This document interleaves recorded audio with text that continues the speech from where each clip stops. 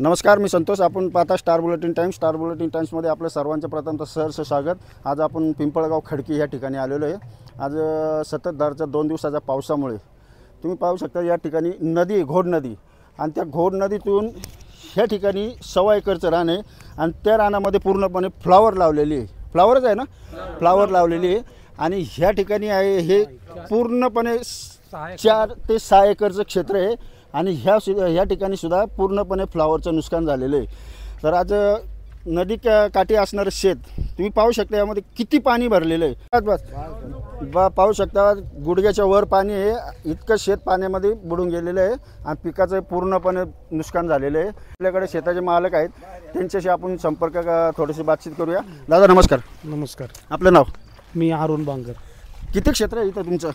माझं इकडं 6 एकर क्षेत्र आहे. आणि इकडं माडीवाल्यांचं 1.25 एकर आहे. 1.25 एकर म्हणजे जवळजवळ 7.25 एकरचं नुकसान. काय पीक होतं या शेतात फ्लावर पूर्णपणे फ्लावर लावलेली का?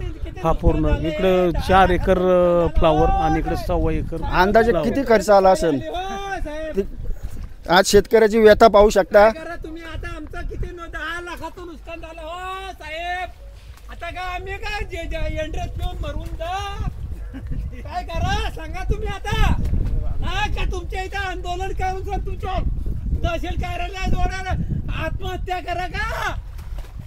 पाहू शकता शेतकऱ्याची व्यथा. शेतकरी सुद्धा दुःखी झालेला आहे आणि आक्रोश करत आहे. दादा, तुमचं आता जे नुकसान होतं की साधारण फ्लावरला किती खर्च आला असेल? 4-1 लाख रुपये खर्च झाला. 4-1 लाख. आणि फायदा किती झाला असा अंदाजे? फायदा आता चांगला बाजारभाव भेटला असता तर 10-1 लाख रुपये फ्लावरचे झाले असते. म्हणजे बघा, 4-1 लाख रुपयाचं नुकसान आणि जो फायदा होणार होता तो, असं मिळून एकाच शेतकऱ्याचं जर 10 लाख जर नुकसान होत असेल या सततधार पावसामुळे. आणि आता डिंब्या धरणातून सुद्धा 3000 क्युसेस पाणी सोडलेलं आहे. त्याच्यामुळे काही सांगता येत नाही. शेतीचं नुकसानसुद्धा होऊ शकतं आणि जमीन वाहून जाऊ शकते. आता जमीन जर वाहून गेली तर त्याला परत दुरुस्त करण्यासाठी जो खर्च शेतकऱ्याला येणार आहे हा मोठा भयंकर राहणार. म्हणजे याचा अर्थ का शेतकरी कुठे झालं, पाऊस असू, निसर्गाचा कोप वरून, आणि तो उजरू शकत नाही. शासनदारी तुमचा जर हा प्रश्न जर नाही घेतला तर तुमची पुढची भूमिका काय असेल? शासन दरबारी जर प्रश्न नाही घेतला तर शेतकऱ्यावर, आमच्यावरती आत्महत्येची वेळ येऊ शकते. कारण जर ही पिकं अशी सातत्याने होत राहिलं, कारण कांदा, उन्हाळी पीक कांद्याचं घेतलं, कांद्याला बाजारभाव नाही. बराकीमध्ये कांदासुद्धा आता सडतोय.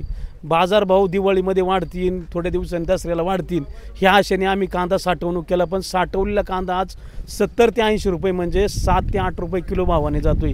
कांद्याचं सुद्धा पूर्ण नुकसान झालेलं आहे आणि ह्या फ्लावरचं सुद्धा. आणि पाऊस आपण पाहिला, मे महिन्यात पाऊस चालू झाला. पहिलं मे महिन्यात जे फ्लावरचं पीक होतं ते सुद्धा आमचं पावसाने गेलं. ह्या वर्षात 1ही रुपयाचा नफा तर झाला नाहीच, परंतु आम्ही ह्या वर्षात 10 लाख रुपये ते 15 लाखाला अडचणीत आलो. कारण एवढा खर्च केला आम्ही. पहिल्याही फ्लावरला केला, ह्याही फ्लावरला केला, कांद्यालाही केला. काही नुकसान, सगळं नुकसान झालं. काही प्रॉफिट मिळालं नाही. बाजारभाव नसल्यामुळे. बाजारभाव नाही, कांद्याला सुद्धा बाजारभाव नाही. काय सांगता? बाजारभाव नाही, काय नाही. सरकार याच्याकडे दुर्लक्ष करते. सोसायटीतून समजा आपण तुम्ही पीक कर्ज घेताय, पीक कर्ज घेतल्यानंतर त्यांच्याकडे विम्याची सुद्धा सुविधा असते. असं काय पंचनामा करायला येत नाही का कोणी? कशी मागणी केली का नाही? मागणी आता आजच ह्या प्रकारचं म्हणजे पाऊस झाल्यामुळं पाणी आलेलं आहे.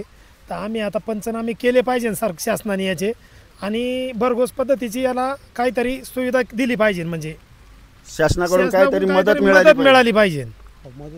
आणि मदत मिळून आहे ना, कर्ज देखील माफी, सोसायटी वगैरे काहीतरी माफी केली पाहिजे शासनाने. शेतकरी चांगल्या प्रकारे अडचणीत आहे. अहो, हे पीक कर्ज घेऊन शेती उभी करण्यासाठी जी पीक कर्ज घेतली जातात ती पीक कर्ज आज भरायला शेतकऱ्याची ताकद नाही. आणि बँकांनी देखील दरवाजे बंद केलेले आहेत. कारण आता जर थकीत आहे तर बँका भरती नाही. आणि शासन दरबारी एवढी विनंती, आमची कर्जमाफी देखील होणं गरजेची. कसं करणार, कुठून कर्ज भरणार जर पिकच नाही आलं? आज जनावर समजा दूध दुभत्याचा सुद्धा चाऱ्याचा फार प्रश्न गंभीर झालाय. या पावसाने चाराही राहिला नाही, काहीच राहिलं नाही. आज सतत शेतकरी आज सरकारकडे मागणी करत आहे का आमच्या शेतकऱ्यांकडे लक्ष द्या. Star bulletin times, Pimpalgaon. Camera person Yuvraj, Santosh. धन्यवाद.